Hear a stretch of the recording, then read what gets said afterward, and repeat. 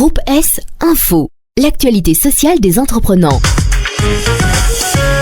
Nathalie Ducobu, bonjour. Bonjour Pascal, bonjour à tous. Si le télétravail régulier est encadré depuis 2005, il n'existait toujours pas, début 2007, un cadre légal prévoyant les droits et obligations du travailleur et de l'employeur dans le cas de télétravail occasionnel. Ce n'est plus le cas aujourd'hui. Nathalie, pouvez-vous nous rappeler le principe du télétravail ? Le télétravail est une forme d'organisation, de réalisation du travail dans le cadre d'un contrat de travail utilisant les technologies de l'information dans laquelle des activités qui pourraient également être réalisées dans les locaux de l'entreprise sont effectués en dehors de ces locaux. Certains travailleurs bénéficient de ce principe 1 ou plusieurs jours par semaine. Quand un travailleur peut-il demander à effectuer un télétravail occasionnel ? Le télétravail occasionnel est effectué de façon occasionnelle et non régulière. Pour en bénéficier, le travailleur doit en faire la demande en cas de force majeure ou pour des raisons personnelles. On entend par force majeure une situation imprévisible et indépendante de la volonté du travailleur, comme par exemple une panne de voiture ou une grève sauvage, dans les transports en commun par exemple. En ce qui concerne les raisons personnelles, le travailleur pourra invoquer un rendez-vous chez le dentiste ou la visite d'un technicien à son domicile. Le travailleur devra toujours indiquer les raisons de sa demande de télétravail. Est-ce un droit pour le travailleur d'effectuer du télétravail occasionnel ? Alors non, le télétravail occasionnel n'est pas un droit absolu du travail. L'accord de l'employeur est toujours nécessaire. Il pourrait refuser si le fonctionnement du service ou de l'entreprise risque d'être perturbé. Par exemple, la présence du travailleur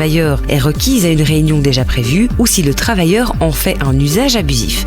De plus, les tâches effectuées par le travailleur doivent être compatibles avec ce mode d'organisation. En cas de refus, l'employeur doit en notifier les raisons au travailleur au plus vite et par écrit. Combien de temps à l'avance le travailleur doit-il introduire sa demande ? Le travailleur doit introduire sa demande à l'avance et dans un délai raisonnable. En cas de télétravail pour cause de force majeure, il va de soi que cette demande pourra être introduite très peu de temps à l'avance, éventuellement par téléphone ou par mail. Et comment un travailleur doit-il faire une demande de télétravail occasionnel ? Alors la loi ne prévoit pas comment le travailleur doit demander un télétravail. Si l'employeur le souhaite, il peut lui-même le préciser, mais il est établi qu'il ne peut pas compliquer sa demande. Pour terminer, quels sont les droits et obligations des deux parties ? Le télétravail doit uniquement être considéré comme une modalité du contrat de travail. À l'exception du lieu, les conditions de travail restent en principe identiques. L'horaire du travail peut lui être légèrement modifié. Le travailleur devra respecter le nombre d'heures prévues dans son horaire, sans pour autant s'en tenir strictement à son horaire habituel. Autrement dit, si le travailleur interrompt son travail 1 heure pour, par exemple, un rendez-vous chez le médecin, il devra rattraper cette heure le jour même. Et si on veut plus d'infos, Nathalie, un site internet ? www.groupes.be Pascal. À lundi prochain. À lundi. Vous avez besoin d'un bon secrétariat social ? Ayez le réflexe, Groupe S.